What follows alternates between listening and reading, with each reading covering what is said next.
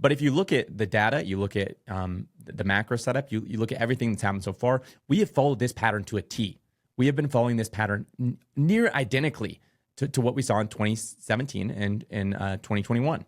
And there's no reason currently to believe that it's going to be any different, which means we're going to see Bitcoin rally in December, January. We're going to see an all season start at some point in late December or early January. And things are just going to get more and more bananas as we go forward from here.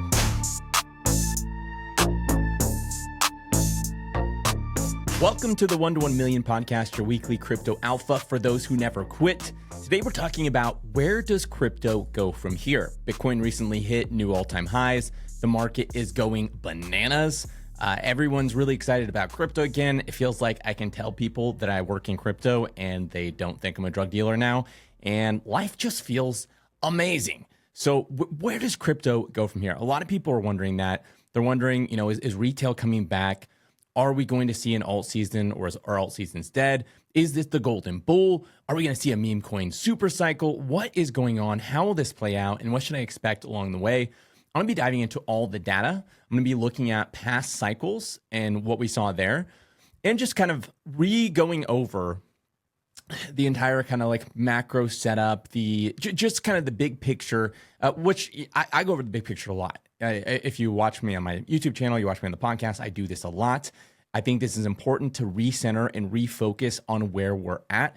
Otherwise, you get lost. You get lost in the mix and you make bad decisions. So I'm going to recenter on those things and really try to map out where this rally is going and just kind of the possible outcomes we can expect, taking a data-driven approach, kind of mixed with some market wisdom and some experience in the market. Okay, so first off, we're going to start with, is retail back?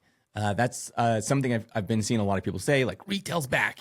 They're here. It's mostly because Coinbase went down once this week, as well as it's been trending up in the App Store. It went #1 in finance, and I think it was pretty high in just like the overall apps. So a lot of people are speculating that retail is back. They're here. They're ready to buy all our bags, et cetera, et cetera. And I have a pretty decent gauge on if retail is back, as I have a YouTube channel, and I had it last cycle as well. And I'm able to kind of gauge like the momentum of my channel, kind of tied with like, is retail actually coming back? Is retail activity picking up? Especially on YouTube and TikTok, a lot of retail investors tend to go there versus like something like X or podcasts. And so, and I'm not talking about for this podcast. I'm talking about for my main YouTube channel, the metrics on that. And if I take a look at those metrics, those actually have been trending up. So those have been trending higher. Specifically, my revenue from my main channel has been going up. It's most of the bear markets, it's at around like $700 a month. It's not very much. It's not very much at all. Versus like last bull cycle, my revenue per month was like $17,000 a month. It got bananas and crazy. It was short lived. It was a wild experience while it lasted. But most of the bear market has been sitting around 700. And over the past couple weeks, it's climbed from 700 to about $1,000 a month. So there's been somewhat of a uptick in retail activity from that. I can also say that I have a lot of videos on my channel that are like beginner's guides. So they're like how to set up a wallet, a beginner's guide to getting started crypto investing, etc. And those have been seeing an uptick in views as well. Specifically, the how to set up a wallet content has been seeing more views, more comments, more people interacting with it. So there are people coming that have apparently never been on chain or haven't been on chain in a long time who are watching these videos. So I feel like that's a really decent measure and gauge that not a lot of people have on if retail is coming back. And from my viewpoint, yes, there is a subset of retail coming back. No, it's not the same as what we saw at the height of 2021, where everyone and their mom was investing in crypto. But in my opinion, that's a good thing, because when we reach that point, that's when the countdown really starts for the end game and the eventual collapse. And it just isn't there yet. We're more seeing people that have probably been watching throughout the bear. Maybe they have a friend or a family member that's a little bit more into crypto that's been telling them to jump in, and they're finally jumping in. It's like this subset of the population who's a little bit more engaged into crypto. I haven't gotten a ton of text or anything like that, which is usually a pretty good market gauge of if retail's coming back. I've gotten a few, but they're people that I've talked to somewhat recently about crypto. No one out of the blue, no one that I'm like not really close with texting me and being like, oh, I just saw crypto's up. What should I buy? I haven't gotten those texts yet. So that kind of shows me that for the most part, retail is just more peaked. Their interest is peaked. Some of them are coming back. They're taking a notice, but they're not coming back in droves yet. So then the question is, why are we seeing the market rally? Why are we seeing Bitcoin go up? Why are we seeing the wider crypto market go up? And I think it really comes down to a lot of things that we've talked about, and I'll hit on those. But two recent developments that really sparked this rally up were, first off, election uncertainty being cleared up. So we now have a winner of the U.S. presidential election. Markets hate uncertainty. That has been cleared up. That was a huge weight lifted off the market. The second thing was that Trump was elected as president, and from Wall Street to Silicon Valley, like everyone is extremely excited and bullish about Trump's policies and some of the things that he's doing. Specifically, crypto is really excited because we've had all of these attacks on crypto from the SEC and just in general from the government. Some of these things very unconstitutional. Some of these things, like we've seen sanctions against the SEC because they've done things that were underhanded and unconstitutional. And we're seeing that cleared up. So we're going to have Gary Gensler out of the SEC. We have a much more pro-crypto administration, a much more pro-crypto, like just government as a whole, because a lot of the crypto was the single biggest super PAC during this last election. And a lot of pro-crypto politicians were elected into office, and a lot of anti-crypto politicians were kicked out of office because they were so effective with their super PAC and campaigning, et cetera. So the government now is far more pro-crypto, and crypto is pricing this in is a huge benefit because one of the biggest things holding us back has been regulatory uncertainty, bad regulations, different things, and just unlawful attacks on the industry. So that is clearing up, and the crypto industry specifically is really excited about that. But the wider markets as a whole are also just really excited about Trump getting elected. And the reason they're excited about it is because of all, from my viewpoint, is because of all of his deregulation that he wants to bring into the government. Right now, there's so much bureaucracy in the government. There's so many different regulations. It's a huge cost and burden to a lot of these businesses, a lot of these industries, and it slows everything down. And one of a great example that I've heard, and I actually gave in a recent YouTube video, was that, in California, they've been building their high-speed rail since the 1990s. They spent, it's like over $10 billion on this thing, and they haven't even laid down a single track yet. And that just showed you, that's not okay. Like you can't, that's building for 30 years and not even laying down a single track is a huge government waste. There's too much regulation, there's too much bureaucracy, and it's like super inefficient. We need to cut it out. And so Trump's promising to do that with Elon Musk, Vivek, and the Department of Government Efficiency. They want to come in, they want to get rid of a lot of these regulations, a lot of this bureaucracy, a lot of these big government organizations that they call the fourth branch of the government. So constitutionally, we have three branches of the government. We have we have Congress, we have the executive branch, and we have the judicial branch.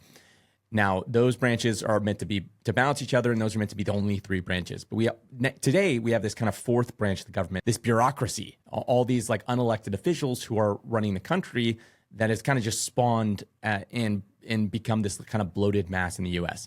And so they're promising to get rid of that, to cut that out and fix that. And the markets seem to believe that they have a chance at doing that. And because of that, they're pricing in a lot of deregulation coming over the next 4 years. And markets love freedom. They love the ability to do what they want to do without this burden from the government on top of them. So those things have been a huge catalyst pushing the price of everything up and getting everyone excited. And I've heard just even people that are very anti-Trump are really excited about this deregulation because it represents a massive shift from any sort of policy we've seen in the past. And it could be extremely bullish for the U.S. and just economic activity as a whole. Now, kind of with this comes this concept of a strategic Bitcoin reserve. This is something that Trump promised. And I've heard a lot of takes on this. I don't think a lot of these people maybe have listened to some of the promises or the way he promised it out. But the way he outlined it was more, so the way that a lot of people on Twitter are talking about it is basically like the government's going to be buying a ton of Bitcoin every single month. It's going to push the price up. The way that he actually referenced it wasn't that the government was going to do that. His promise was that he would take the Bitcoin the government currently holds, because they hold a ton of Bitcoin that they confiscated from Silk Road and other things that they were planning on selling. And he's saying, we're not going to sell that. We're going to put it as a strategic Bitcoin reserve. And he didn't mention any buying, at least in any of the interviews that I've seen. I've never seen that. Now, RFK, who is also supposed to be on Trump's cabinet in some way, more focused on environmental, the food, big pharma, that kind of stuff. So not really specifically crypto. He did when he was running for president, he did promise a much more bullish strategic Bitcoin reserve that was going to be buying Bitcoin. And then Cynthia Lummis, she's a senator from Wyoming. She has submitted a bill for a strategic Bitcoin reserve that also is very bullish, where they're actually buying Bitcoin. I really think it doesn't matter. I think any way you kind of outline it, like for sure, it's way more bullish if the government's like putting buy pressure on Bitcoin. But even if the government just created a strategic Bitcoin reserve, the bull case for that is that you have all these other countries all over the world that are now saying, hey, the US, the like top dog, has a strategic Bitcoin reserve. Maybe we should also consider that. It at least takes makes it a normal thing. And so I think you're going to see other countries who are going to be buying Bitcoin and doing the same thing. And that is extremely bullish for crypto and Bitcoin and everything else. So those are the things I think are really the catalyst as to why we're experiencing this rally we have right now. But on top of that, I've been saying since late 2022, I've been saying that we're going to have a rally late 2023. So late 2023 into early 2024, I said we'd have a rally. And then I said the bull run would start late 2024 into 2025. So that was 2 years ago. I didn't know about any of these things. Okay, so that's one side of the thing. That's the catalyst. But we also have a lot of other things at play here. A lot of my prediction was based off of the 4-year cycles and what we've typically seen in the past, liquidity cycles, et cetera. So we have all that in play as well. We have the Fed cutting rates. We have right now China's doing a ton of stimulus because the real estate market is going through a really rough patch. We have China doing stimulus because of their real estate woes and a lot of economic issues going on there. We have Europe cutting rates at the same time. And I really can't emphasize enough how bullish it is when the Fed cuts rates. It allows a lot more liquidity to flow into the markets. So it's not just one thing. It's a lot of different things. And I'm not even hitting on all the different things. I have like a giant list of all the different things, but this video would be like 3 hours long if I tried to go through every single one. We have a ton of different bullish catalysts that are in play right now that are all green, all looking like crazy primed to just skyrocket crypto on their own higher. And then all of them together, I don't even know what really the outcome is. I think it's a strong case for what a lot of people are calling the golden bull, which is this concept that this bull run is not only going to be similar to what we've seen in the past, but actually the biggest single crypto bull run we've ever had play out. Kind of like a lot of people have compared it to, this is our 2000, 2001, like the .com bubble, but for crypto. Like that's going to be this cycle is what a lot of people are saying. I don't know if that's true, but and I don't know if that's how it's going to play out. But I do know that it is absurd how many just insanely powerful catalysts we have on the board right now that are all bullish and that all have the potential to push crypto a lot higher from here. In my opinion, short of World War III or some sort of major like black swan event, I don't see how you stop the coming bull run with everything that's playing out. It just seems inevitable at this point, and currently we'd be in the very, very early innings of this bull run. We have a lot more to play out. So let's take a look at how previous past cycles have played out and maybe some of the things that you should expect going into what seems to be, in my opinion, a very clear case of we are heading into the next 2025 crypto bull run, and it's going to be insane. First off, throughout this part of the cycle, as we kind of transition from what I call crypto spring into crypto summer, we see, again, extreme volatility. That means you'll see the price of Bitcoin skyrocket over the course of just a few days where everyone's euphoric, catches everyone off guard. But then along with that, the volatility kind of goes both ways where you'll see these major pullbacks, just like these massive red candle days where it'll really mess people up where, let's say Bitcoin goes all the way up to 100,000 and then it'll just drop like a rock all the way back down to 80,000. And then some people will think it's over. We're done. that's it. And they'll sell. Obviously, if it's dropping to 80,000, there's people selling along the way. And then there's other people that aren't selling because they're fearful, but maybe they're selling because they're trying to time it, right? They're like, oh, I'm going to time this. It's going to go way lower. And so maybe they sell it like, I don't know, maybe they sell it like 85,000. They're like, ooh, we're going down to 50. 'Cause, I saw some guy do some charting, and that's what he said. And they'll mess up big time because, out of nowhere, suddenly crypto will skyrocket again. Bitcoin goes way back up, and then it goes all the way up to 120,000. And they missed it. They missed the boat. They were trying to time the market. They were fearful or whatever. And now they're stuck on the sidelines. And they're afraid to jump back in because they're afraid that if they buy at 120, it's just going to go lower. And so they'll sit on the sidelines, just like waiting. And it's just like the most, if you think it's miserable to lose money in crypto because you're watching your bags go down, it's equally, if not more so, miserable to be stuck on the sidelines, watching everything go higher, watching everything you sold keep climbing higher and higher and higher and higher. And this happens to people every single time, where these big pullbacks catch them off guard. They sell out of fear. They try to time the market. They mess up the timing. They get stuck on the sidelines, and then they miss the major the major rallies that happen going forward because we're just so early within the bull cycle, if that's the case, and that's where we're going from here. Which, by the way, let me just pause for a second because I forgot to say it at the start. None of this is investment advice. This is just my personal thoughts and opinions. If you're not able to distinguish between my personal thoughts and opinions and investment advice, and you don't have the ability to take accountability for your own actions and decisions, and you're going to come back and complain to me later because I was wrong about this or I was wrong about that, then you probably shouldn't watch this video because it's not for you. But if you're able to take accountability, you have the ability to kind of discern and listen and take in my thoughts and then draw your own conclusions, then this is a great place for you. So typically we have this volatility, we have these big pullbacks, these big moves up. The biggest mistake, again, during this period is over trading.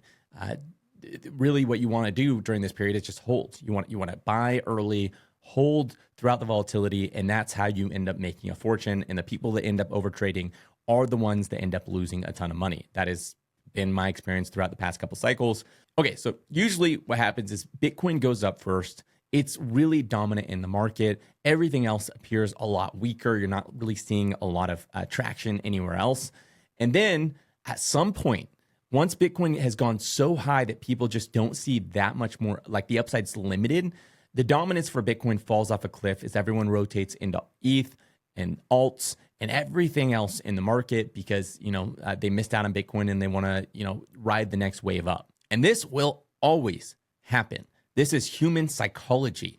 This is, something that hasn't changed for thousands and thousands of years, and it is not going to change now. People are going to always look for the next wave to ride up. You see this play out in the market all the time. Like even during the bear market, when one thing pops up or one narrative pops off, the capital rotates from that all the way down through anything else in that narrative. And this is like way exaggerated during a bull market. So when Bitcoin goes up and it gets high enough that people just don't see too much more upside happening, capital will rotate down. People will look to the next thing that is going to go up. And right now we have this unique dynamic where we have a ton of institutional capital that is finally entering the crypto space, and they're entering the crypto space via the ETFs. And so the ETFs have brought huge flows within the crypto, and the darling of the ETF scene has been the Bitcoin ETF. But as the price of Bitcoin goes higher and higher and higher and higher, these institutional players, who again they're not gonna go self-custody their wallet, they're not buying on Coinbase, they're buying these ETFs. They have two options. They have the Bitcoin ETF and they have the ETH ETF. And so when Bitcoin is approaching like, hey, it's gone from 30, up to 60 to 70 to 80, 90, 100, 120, 100, at whatever point, people are going to psychologically be like, okay, how much higher can this thing go? And look at this other ETF, this ETH ETF. Maybe that one will be next. Maybe that's the next wave up. I don't want to miss it. So I'm going to allocate capital into it. It becomes a self-fulfilling prophecy, and then ETH goes up.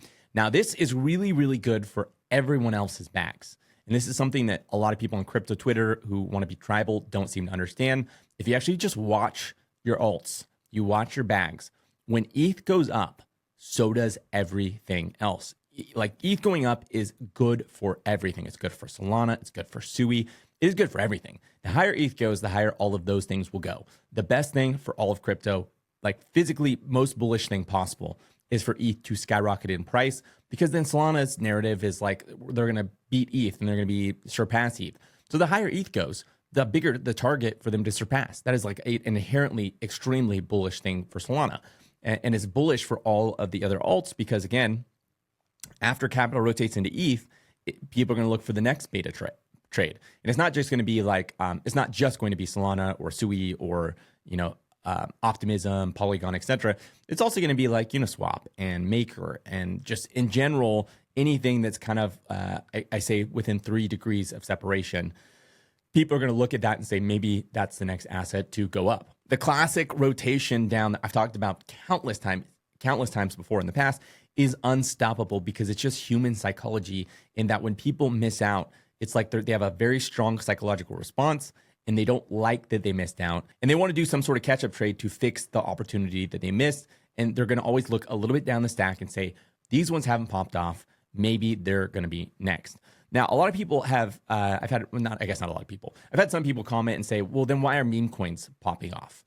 Because, wouldn't they be lower in the stack? Is this not a solid case for a meme coin super cycle? The alts are dead. They're never coming back. And it's just going to be Bitcoin and meme coins and Solana this time. That's it. And I fully disagree with that. I've given my thesis about why meme coins popped off initially during the bear market. The initial reason I gave was Solana cratered because of FTX and its association with FTX. It cratering all the way down gave it a ton of room to run back up. It running back up was kind of like the bat signal for everyone to be like, Solana's the best, it's the greatest. And, but a lot of people missed that opportunity. When they missed that opportunity, they looked for beta plays to play into. There just wasn't a lot of, things on Solana. You had some NFTs. My Mad Ladder went from 2K to 30K. But really, there wasn't a lot on there. And capital, the fastest tokens to market were meme coins. They're really easy to launch. Takes like 5 seconds. And so you had a lot of meme coins that just started skyrocketing. And because meme coins were skyrocketing, that became the narrative. That became the focus. And everyone saw, a couple of meme coins skyrocket and they said, well, hey, Bonk went up, but I wonder if this one will go up next. And so they started allocating into other meme coin plays, thinking that they're going to pop off. And the cool thing about meme coins is they start at like basically zero. They're starting at on Pump.Fun at like $5,000. And so it's really easy to pump them. And it's really easy to get these huge success stories that are kind of like the bat signal for more and more people to pile in. And so you saw this huge, during the bear market, huge rotation into meme coins because people, because there was a huge narrative around them. And, eventually that expanded to other chains because people were like, well, this will be the bonk of Base and this will be the bonk of Polygon, et cetera, et cetera. Now, that was during the bear. But I think what's gotten a lot of people confused is, here we are entering the traditional cycle rotation and meme coins are popping off again. And again, they're saying this is proof that it's a meme coin super cycle. And I'd point to the fact that you had Donald Trump win the presidency, and working very closely with Donald Trump was Elon Musk. Elon Musk and Vivek are heading up a Department of Government Efficiency named Doge after the meme coin. And because Elon is in all these headlines, this is a really hyped new government entity, Department of Government Efficiency. People are really excited about this deregulation. It's named Doge. Of course, you're going to have people that are going to look at Doge and say, okay, because Doge is going to be talked about for the next 4 years, you're going to see the price of Doge pump. And so people started allocating into that trade. It did, in fact, pump the price of Doge because Doge is pumping. Everyone's going to say, wow, look how high Doge is. It's like, I don't even know what it's at. It's like 40, 50 billion market cap. It's insane. And so people are going to say, WIF's going to get 40, 50 billion. Pepe is going to hit 40, 50 billion. They're going to be the next Doge. And so people are then allocating into those trades. And then those ones are going higher. And then it's just rotating down and down the stack. And so I really think it's just more of a black swan thing with meme coins right now. And that you had this Department of Government Efficiency that put a ton of focus on Doge. And then that's creating like this another mini meme coin cycle. I think we're going to yet again see another meme coin cycle later in the proper order of the cycle, later in the overall cycle. But yeah, there's always things. This isn't unusual. Like we've seen the same thing with like AI, real world assets, and all sorts of narratives within crypto. When you have one token pump, and then it causes like a little mini bull run within that sector.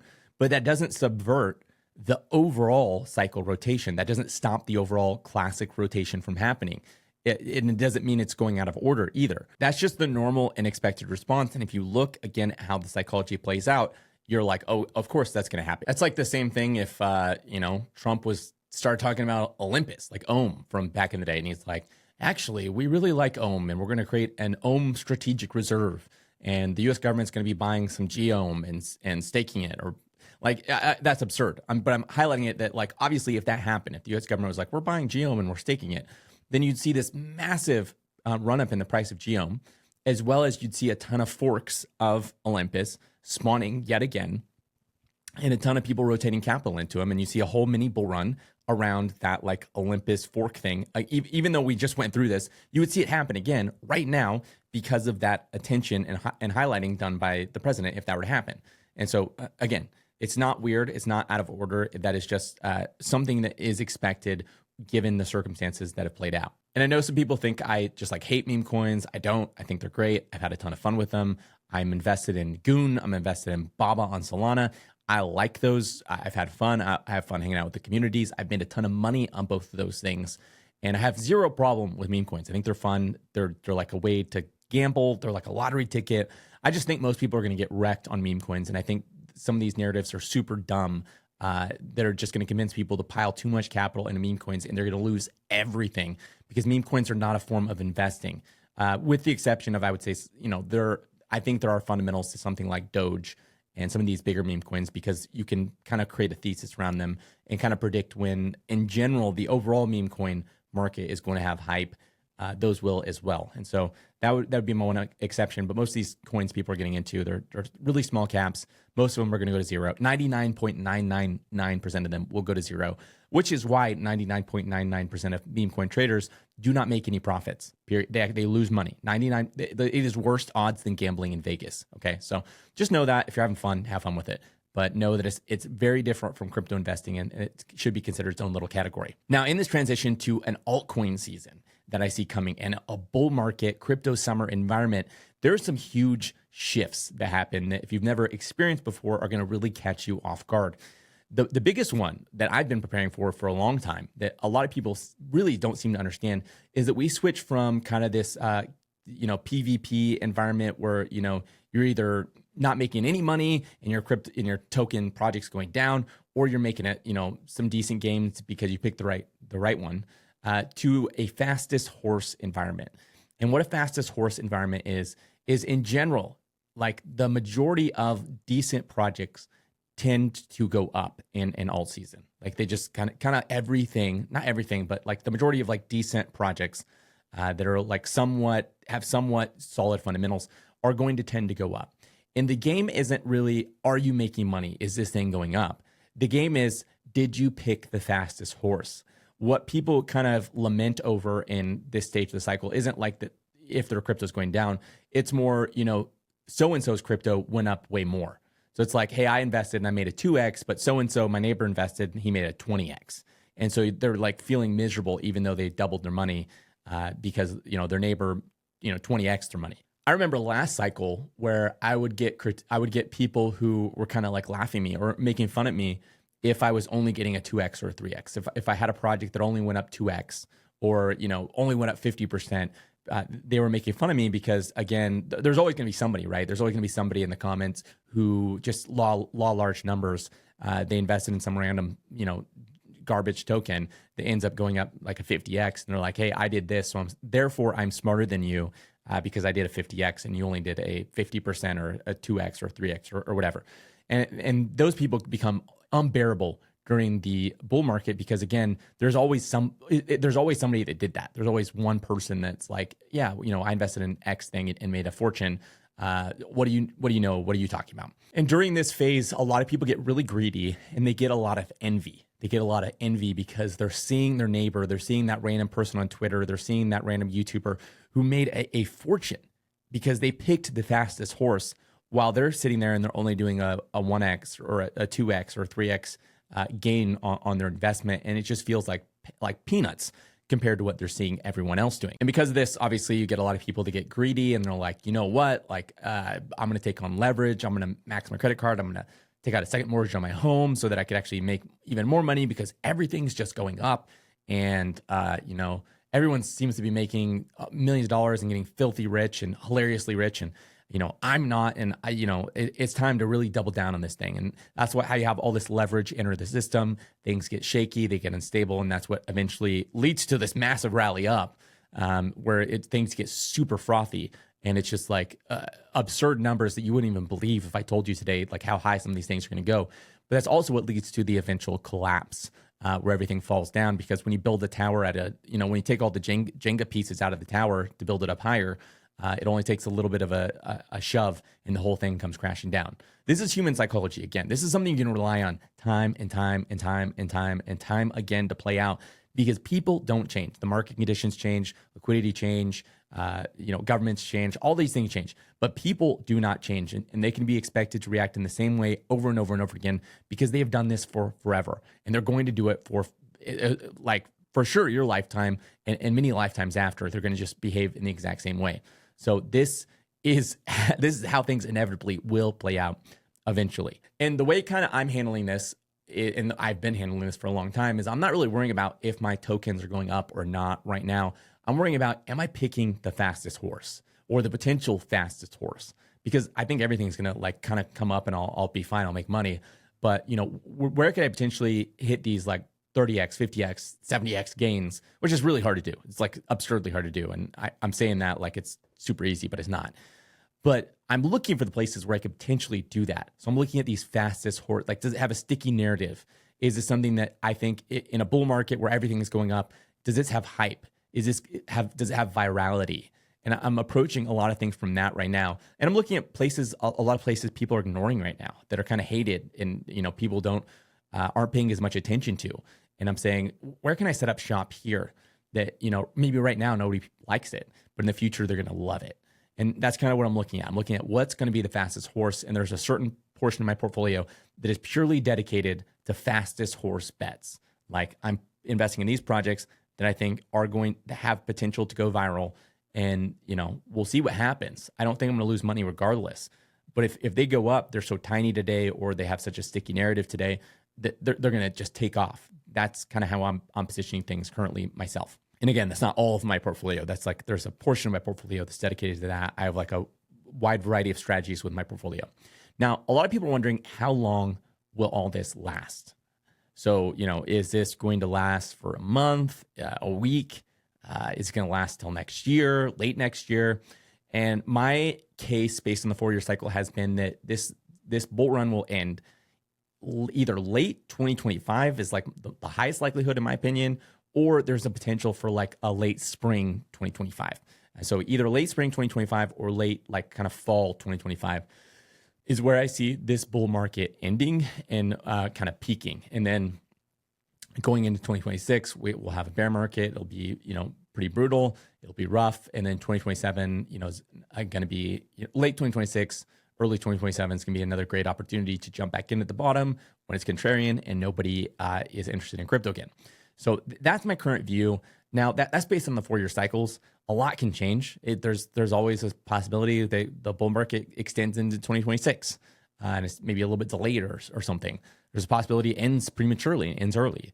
And that's where you got to really just kind of look at the overall metrics. I did a video called, I forget what it's called, Top Signals or something like that on my YouTube channel, where I went through all the different top signals to look at. And you really just got to look at comprehensive, like all of them, not just one, but all of them, and kind of together and be like, you know, is leverage entering the system? Is it frothy?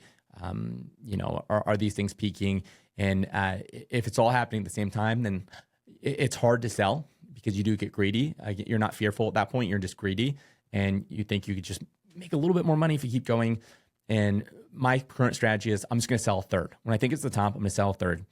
And because it's hard, you know, and you don't want to it's hard to psychologically to fully just leave the market. So I'll sell a third. I'll wait. If I see more top signals and I feel like this is the top again, I'll sell another third, my second third, and I'll wait. And if I feel like it's the top again and it really is the top, then I'll sell my final third and I'm out. So that gives me the ability to kind of be flexible, not fully commit to just selling all at once. and but also making sure I take profit along the way, which becomes really, really important, especially in the later stages of the cycle. I think for most people, the best strategy is when it doubles, take your initial off the table. I don't personally do that right now. I do late cycle, but I don't right now because I'm trying to maximize my gains. And that obviously you're not, if you just hold and these things skyrocket, that's how you're going to maximize your gains.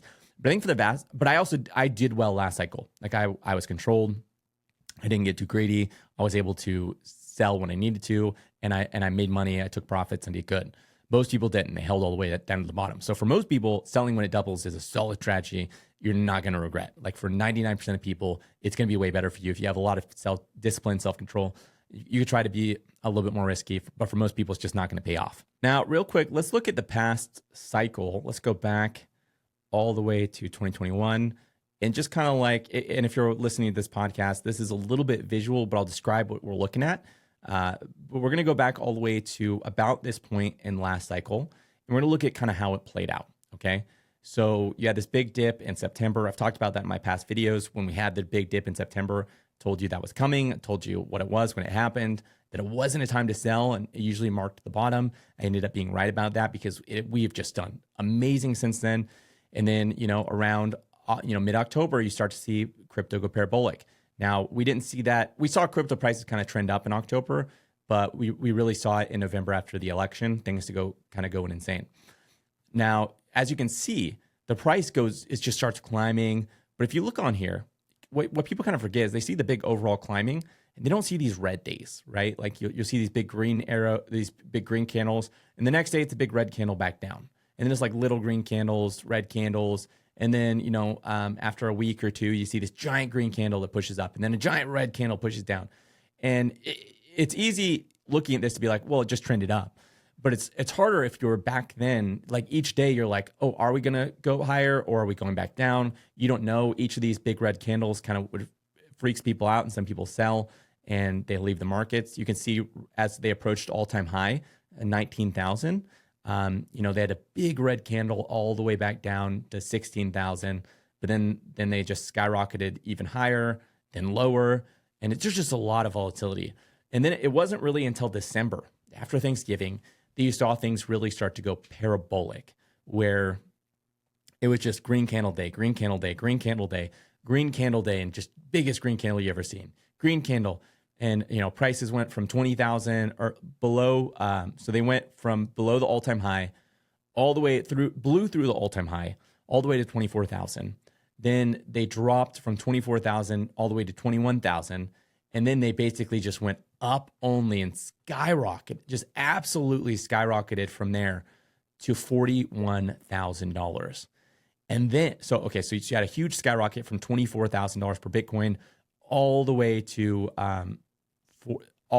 41,000, and then it collapsed from 41,000, utterly collapsed all the way down to 28,000. And imagine living through that. Imagine you made a fortune all the way up to 42,000 almost, and then it collapses all the way down to 28,000. And there's people selling, capitulating all the way down. That's why these are really hard to time, and you got to be really careful. And then it kind of just went sideways. And you had another big red candle day. It's kind of like it went up, went down. And then it just, again, went just absolutely nuts and parabolic all the way up to 64,000. Okay. And this is by, and let's look at the months here. So it hit 42,000 in January. Okay. It hit a low also in January. And then it was around February, it started climbing again. And it basically climbed all the way till April. Okay. Climbed all the way to April.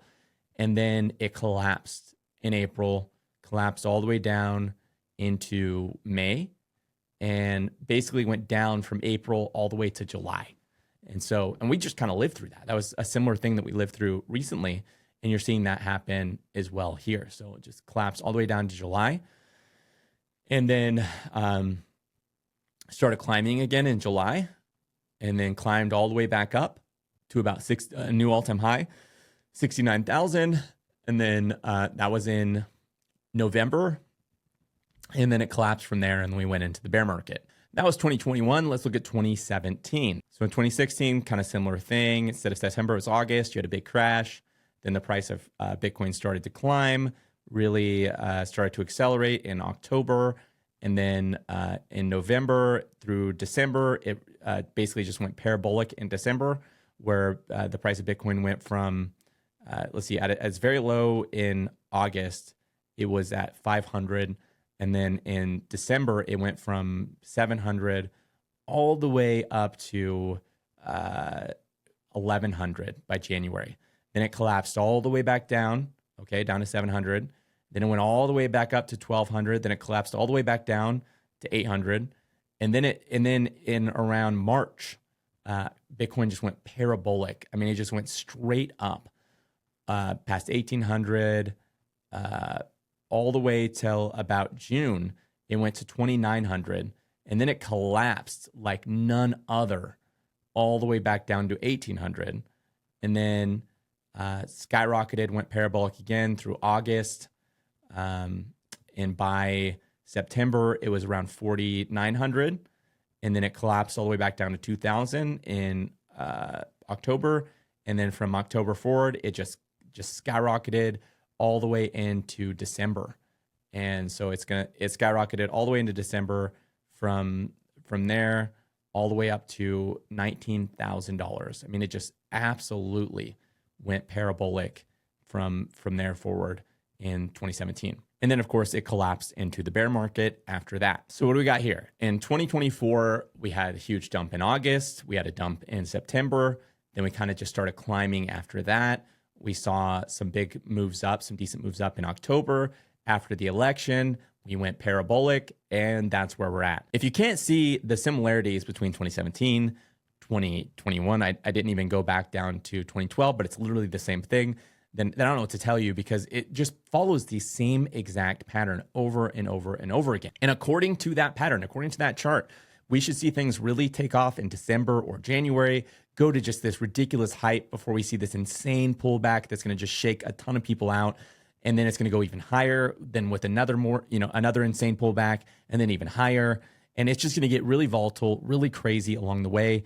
And if you look back at Bitcoin dominance, which is a good indicator of an alt season, you can see that in 2020, right before the epic rally in 2021, Bitcoin dominance peaked in December of 2020. And then fell from there. So in January, it was falling, in February, March, April, etc. So alt season, at least during that cycle, really started in about December of 2020. And in 2017, alt season started in January of 2017. So then, Bitcoin dominance fell, everything else skyrocketed. There is a clear pattern, and I don't see why it would violate the pattern this time. Obviously, at some point, this pattern will be broken. It's going to be different. At some point, it will be different. And that's why you got to watch it really closely. And you got to always be on your toes, expecting that it could change. But if you look at the data, you look at the macro setup, you look at everything that's happened so far, we have followed this pattern to a T.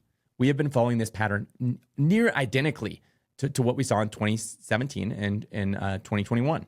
And there's no reason currently to believe that it's going to be any different, which means we're going to see Bitcoin rally in December, January. We're going to see an alt season start at some point in late December or early January. And things are just going to get more and more bananas as we go forward from here. You're going to have to be on your toes. You're going to have to be guarded against greed. You're going to have to be really careful. The driving factor that causes most people to miss out in the bear market is fear. People are too fearful. They're like too afraid to take risks. And if you're brave and you have some courage and you're willing to take some risk, you can make insane gains during the bear market. And I've made some insane gains during this bear market. I'm actually starting this bull cycle higher than I was at the height of last bull cycle because I've just done so well during the bear market.